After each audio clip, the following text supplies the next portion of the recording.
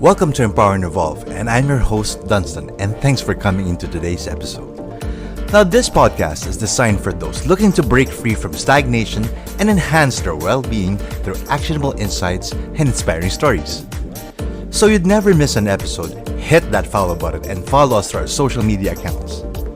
Now, if you find value in our discussions, consider sharing this podcast with friends who you think might benefit listening today.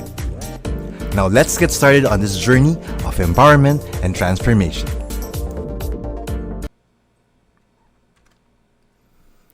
Hi, Dun here, and thanks for coming back to Empower and Evolve. Now for this week, I'd like to answer a very nice question. Right? This came from someone who is in the working space and is in the leadership space as well. Right? Very young in the leadership space. And he messaged me asking me, how can I stay positive when things don't go as planned? So it's very interesting when you think about it, because from a leadership perspective, I mean, it's not just leaders who would encounter challenges when they have plans. Even as simple as in the family, right? In the smallest community that you have. There are things that you plan as a family, or maybe you yourself as a person, you plan things for the year, right? What are your goals for the year? What are your target milestones for the year? Or maybe, what's my plan for lunch? Or what do I want to have for breakfast? These are the things that you plan. And sometimes, I wouldn't say always, it doesn't go as planned. So for today, we'll talk a little bit more about that. And we'll end this episode covering a few things that you can do to stay positive when things don't go the way you want it. So, wherever you are right now, sit back, relax, grab a cup of coffee, and let's dive in. So, I mentioned positive, right? Being positive when things don't go as planned. For someone who's not familiar with positivity, right? It's a mental attitude, very similar to being optimistic. But when you're positive, you focus on the good and expect favorable outcomes. Right? Now, you might tell me, isn't that similar to being optimistic? Let's say if you have a situation that's not good, being optimistic is just simply saying, oh, I think it will turn out good. I'm hoping it will turn out good. That optimism leans on hope. You don't know a lot of it, but you're hoping.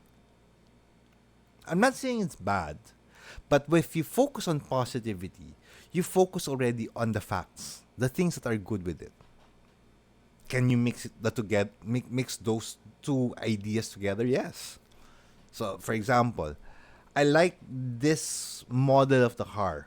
Although I've heard reviews about it, I'm hopeful that the manufacturer addresses these challenges in the next version or the next year. So I'm positive that next year would be a better model. You see where I put positivity at the forefront, optimism in the middle, and again close it out with positivity at the end. Right? And when you talk about positivity now, it influences your perception, it influences your emotions, and it influences your behaviors. Right? Your outlook about things and how you feel about things and how you act about things or about the situation for that matter, right? I know you're gonna tell me it's hard to be positive when no, it's everything. It's like you really had a bad day, right? But I will tell you that for you to build positivity, you have to understand that you have to build resilience, right? In psychology, this is also called AQ, or the adversity quotient. If you're familiar with EQ, IQ, there's also AQ. Now, I mentioned and I discussed some of these in the IQ, EQ, and AQ in season 2, if I'm not mistaken. I'll just add show notes at the description for you to chime in and check the content on adversity quotient. But this was coined by Dr. Paul Stoltz, you know, and he explained that resilience is the ability to bounce back from difficult experiences and challenges. And when you think about, and when I was doing my research about AQ in that episode, I stumbled upon a comparison between generations from the baby boomers, Gen X, millennials, and then the Gen Alpha. And this is again my personal observation that as you get closer to the generation Alpha now, they have lower AQ. They have lower tolerance for things. Uh, they are they like to step back and just drop it. If it's not gonna work, let's drop it. In Filipino, I'd like to call it mahina ang panunaw, right? They don't have the patience, they don't have the tolerance for anything that is not positive or it's not going their way. Because they believe that they deserve better. And I believe everyone deserves something better, right?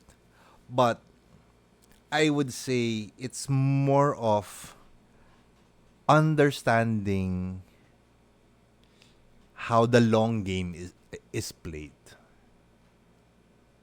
right? If you think about, and I'll just put it in a simple sport, right? A simple sport. I'll just use basketball as an example here. A normal basketball game is separated into 4 quarters. Each quarter, there's about 10 or 12 minutes, depending on which rules are you following.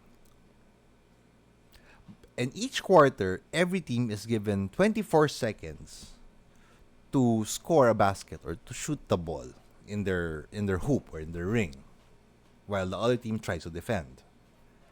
Right? And when you think about the short game and the long haul, Team A could be leading 10 points in quarter 1. Team B lowers the gap to just 3 points. By the end of third quarter, Team B now is ahead by 5 points. And at the end of the fourth quarter, Team B was ahead by 10 points. So what does this teach us? One, if you always look at short-term wins and never even look at the long game, that short-sightedness stops you from appreciating your life. You know, throwing this question to you guys. Do you know how many years do you still have left? Do you have 1 year? Do you have 6 months? 2 years, 3 years, 1 decade, 2 decades, maybe longer, right? In the concept of carpe diem, right? Wherein you live your day to the fullest, or you live your life to the fullest, or seize the day. I mean, that's the exact definition or translation of carpe diem. Seize the day. You try to do things every day as if it's your last. In a way, there's truth to that, right? You don't know by if tomorrow or so you're gonna be unalive, I mean, so to speak. But when you talk about the real value of that idea of carpe diem, right? That YOLO concept. The things that you do on a daily basis to seize that day, to maximize that day, is intended as a stepping stone for the following day, the day after that, the week after that, the year after that, and so on and so forth. Right? And it's not going to be always leaning towards and you achieving every day as a win for you. Right? There are days that, it doesn't happen. Whether you want to go to a park, then suddenly, while you're in the park already, it started raining. Right? It's not as planned. Yeah, for those who have garden weddings, or someone who's had garden weddings, I'm sure weather has always been a nightmare. Whether it's too hot or whether it's in the rainy season or suddenly it just rained, it can ruin the whole wedding. Right? You can't control the weather, but you can control what you can do. And when you try to stay positive on things, some of the common challenges you'll encounter is, fear of failure, negative self-talk, or pressure from external factors, friends, family, right? From a goal that you want to achieve. That pressure can stop you from staying positive through setbacks, right? But I will tell you, and this is just before we go into some actionable items, that if you start recognizing your own fears and why do you fear it, stop doing negative self-talk, right? Understanding and managing the external stressors, then even if you stumble and fail today, it doesn't mean you cannot try again tomorrow. Now there's a quote I honestly don't know what's the original quote of this, but I'll just take something from a shoe brand from a deceased basketball player. No, he's not yet deceased, sorry. Yeah, it was an ad for a shoe brand, and it says, fall 7, stand up 8. Because even if you fall 7 times, 8 times, 9 times, there will still be another chance for you to make it happen. Now, I'll take a pause here because I know that some of you guys may be going through really tough times, may be going through really hard experiences right now, whether it's in the family, whether it's career, whether it's pressure from wherever, right? I want you to think about that challenge, that negative experience. And I want you to use your right hand, put it on your left shoulder, and just follow me if you're watching this YouTube episode. Use your left hand, put it on your right shoulder, and squeeze.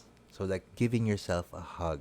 You could do it this way, you could put it this way, as long as you try to hug yourself. And tell yourself, it's okay, we can try again tomorrow. So, again, tell yourself, it's okay, we can try again tomorrow. Don't give up. All right. Now, let's go back to a few actionable items for you to stay positive, aside from, that quick activity that we did. When you try to stay positive, practice gratitude, right? Because not every day is going to be bad. I mean, I don't think the whole 24 hours is going to be bad. There will be other things within that 24 hours of your day that was good, that was great, something that you can be thankful for. And you want to focus on those, right? Focus on those. I remember this priest in YouTube because he puts his end message during his mass in YouTube. His name is, and you can try to search him, Father Dave Concepcion. I remember him saying in one of his videos, you should be thankful that you woke up today. That's a big gift. Because some people had plans for tomorrow, but never woke up to try to do it. So, be thankful. The moment you wake up every day, be thankful because you have another chance. You have 99 lives if you play Mario, right? You have the Contra, that computer game. You have 99 lives, so only lives. And there's going to be tomorrow for you to try one more time. The second actionable step that you can do is learning to reframe your perspective. So, reframing your perspective is very similar to practicing gratitude. How can you reframe, right?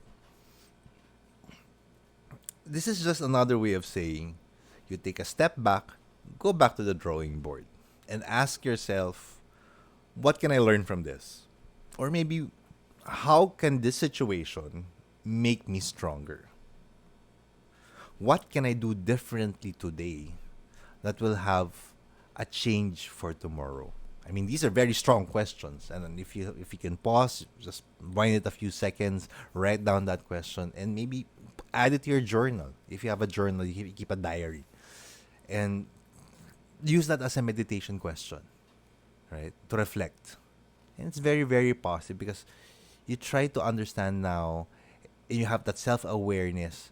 You know your strengths, you know your weaknesses, you know what you can do and where you're good at, and where you need help, and knowing how you can get that help, right? The third actionable item is focusing on what you can control, right? Now, the first thing that you can control is how you respond. If you've listened to last week's episode, I shared a story about mindfulness.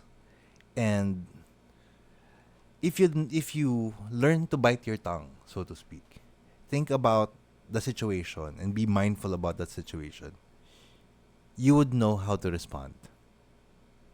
Right? And when you focus on what you can control, I would say, and this maybe is a leadership concept, right? If there are 10 things that's on your plate right now, what are the 3 things you can do today that may help eliminate the other 7? So being able to streamline your priorities, your tasks, these are things that you can control. It can help you. If you need to delegate, maybe. If you need to delegate, delegate. Right? But if it's something that you have to do, do it. Right? My fourth one is learning to forgive yourself and practice self-compassion. Right? Because at times you'd feel frustrated that, hey, I failed 7 times already. I think I'm just gonna be a failure at this. You know, it's okay as long as you learn from your mistakes. But if you just keep making the same mistake over and over again without really going back to the drawing board and checking what you can do differently or what you can control from that situation, then yeah, it's not gonna be helpful at all. You're gonna get the same result every single time. Real talk, right? Maybe also you have to check if you're putting realistic expectations. So imagine you're a high school student. Your expectation to yourself is, I'm gonna study hard this school year so I could skip 2 years of my high school and become a doctor that can do quantum physics, or maybe like Doogie Howser MD. I mean, that's an old TV series back in the 80s. Who was a really young doctor at the age of, I think, 16. Right? If it's something that's not realistic, don't even try to do it, because you're going to end up being frustrated. And when I say realistic expectations, something that is actionable, something that is achievable with a respectable timeline. I mean, for the lack of a better word or term, make sure it's a smarter goal. Not just smart, smarter. Right? My last two, I'll just club them together, is surrounding yourself with positivity. Whether these are the things that makes you smile, whether these are the people that supports you in your endeavors, your initiatives, right? If you need to do device hiatus so that you don't get yourself to be fed with negative news, or if you have to step away from certain groups, right, because they're toxic, do so. Because it helps you to develop that right mindset. It helps you to rechannel your energy. Instead of looking at the negative things that's been happening, you can now focus on the positive things, so that when you try to move forward from a setback, you're more focused, you're more ready, right? And last but not the least, engage in self-care, whether it's eating right, sleeping right, um, getting enough exercise, getting enough sunlight, right? Doing relaxation exercises like meditation, getting massages, doing yoga. I mean, these are a lot of self-care things that you could do. Maybe eating your favorite food, right? To me, if you need that to be your pick up for the day when you're feeling down, by all means, right? But don't overindulge, right? You intentionally fail so that you can do self-care, right? It's not just about that. And don't use it as an excuse as well, right? When you start making excuses about things because it didn't go as planned and you haven't done anything different, then you're not helping yourself to become better, right? So be accountable and take that ownership when things don't go as planned. Because out of 100 things that may be related to that situation or that plan, there is at least one that you have control of. And as we close today's episode, just remember that life is not a bed of roses. Life is a journey. It's filled with ups and downs. And it's okay to make mistakes. It's okay to stumble. It's okay to fail. Be kind to yourself, my friend. Right? Hug yourself. Pat yourself in the back. And tell yourself, we'll do it again tomorrow differently. Right? And I hope that today's episode puts you in the right perspective of being able to go through struggles in life whenever we have things that are planned and it didn't happen, didn't materialize. Remember that if you need a fan, you need someone to support you, your cheerleader, we're here for you at Empower and Evolve. Because our goal is to help you become a better version of you. And with that, thank you for listening to today's episode. Stay safe. I'll catch you next week. Bye for now.